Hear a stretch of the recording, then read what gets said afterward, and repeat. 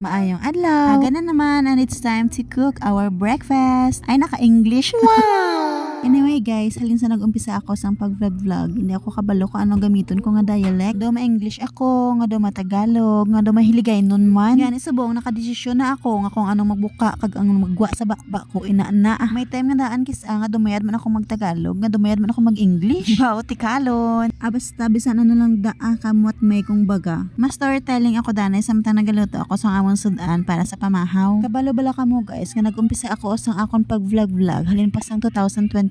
Nang ganyan bala ako sa mga vlogger nga mga dagko balang ilakita sa ilang nga pag-vlog. Gani hambal ko i-try ko man. Kay hambal ko basi diri man ko bala magwanggaranon. Kag nalabutan mga isa ka tuig ang ako nga pag-vlog nga daw wala gid alibyo. Sa uli gintak-an man ko kay daw wala man bala masyado damo nga views ang akon mga ginapang post. Galing ako dapi basta maglagaw kami. Mahilig gid ko ya magpang picture kag magkuha sang video kag gina-post ko dason. Ginabutangan ko lang dason sang mga music. Kaya huya ako mag voice over. Gani sang sige ko nga post, wala ko kabalo nga na-monetize na ako gali ni Meta. Di nag-message siya sa akon nga i-set up ko na daw nga akon nga payout account. Ay kanugon lang sang mga sweldo nga nagasulod sa akon kay wala ko pa natapos sang set up ang akon nga payout account. Kinahanglan pa dabi ang TIN number. Hay wala po kos na ikakuha. Di tungod gani nga may sweldo na kag may mga ads na akon mga ginapang post nga video. Magiging ganap nga content creator na gid ako siniya. Tungod kay na-monetize na ako ni Meta, mas lalo pa ako ganahan sini nga mag-post sa mga videos nga wala diri wala dito.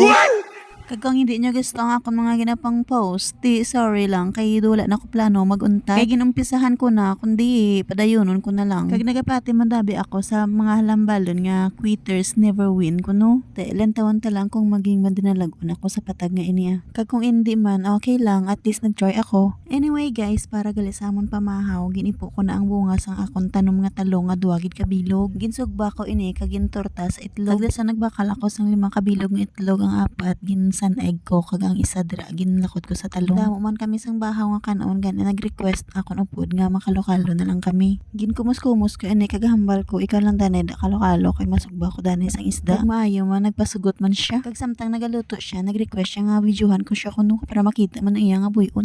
Sa ang buyon. Kwan gali para makita man nga nagaluto man siya. Te sugot at thankful man ko nga kahit papaano ginabuligan niya man ako sa pagluto.